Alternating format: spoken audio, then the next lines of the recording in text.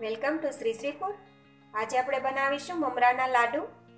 મમરાના લાડુ નાના મોટા સૌને ખૂબ જ પસંદ આવે છે અને બાળકોના તો તે ફેવરિટ હોય છે અને તેને બનાવવા ખૂબ જ આસાન છે. તો મમરાના લાડુ બનાવવા માટે 100 ગ્રામ મમરા લીધેલા છે, તેને ચાળીને તૈયાર કરી લીધેલા છે. 200 ગ્રામ ગોળને આ રીતે થોડો કટ કરી લીધેલો છે અને 1 ચમચી ઘી. તો સૌથી પહેલા આપણે મમરાને 1 મિનિટ માટે શેકી લઈએ, જેથી મમરા એકદમ ક્રિસ્પી થઈ જાય.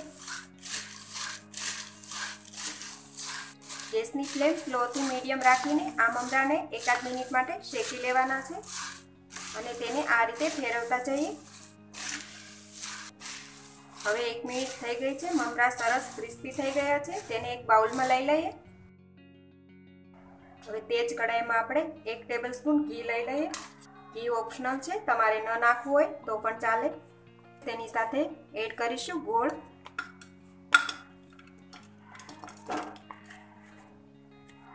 મમરાના લાડુ બનાવવા માટે ગોળની પાય થોડીક આકરી જ લેવાની છે, તે હમણાં હું તમને બતાવું છું.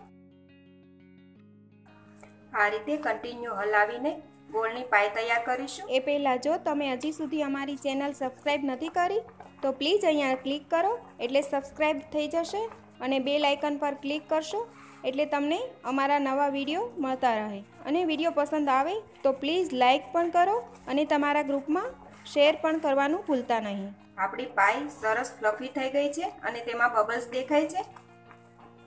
હજી પણ આપણે થોડી પાય આકરી બનાવવાની છે.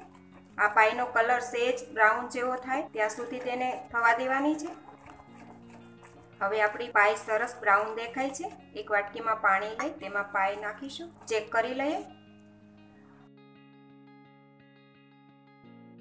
તો આપણે જોઈ શકીએ છીએ ગોળ પાણીની અંદર સ્પ્રેડ નથી થતો એટલે પાય તૈયાર છે.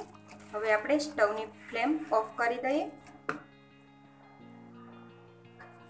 હવે તેમાં થોડા થોડા મમરા એડ કરતા જઈએ અને મિક્સ કરતા જઈએ.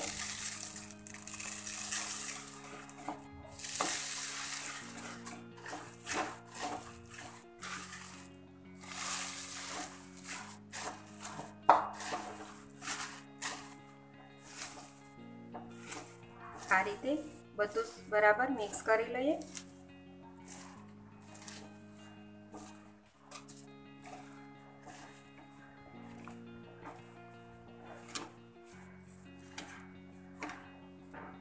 હવે ગોળની પાય સાથે મમરા મિક્સ થઈ ગયા છે. હવે તેમાંથી આપણે લાડુ બનાવી લઈએ. આ મિશ્રણ ગરમ છે એટલે ઠંડા પાણીવાળા હાથ કરી અને લાડુ બનાવી લઈશું. આ મિશ્રણ થોડું ગરમ હોય ત્યારે તેમાંથી લાડુ બનાવી લેવા, એટલે લાડુ આસાનીથી બનાવી શકાય. આમાં આપણે હાથ પર ઘી કે તેલ ગ્રીસ કરવાની જરૂર નથી. આ રીતે બધા જ લાડુ બનાવીને તૈયાર કરીએ.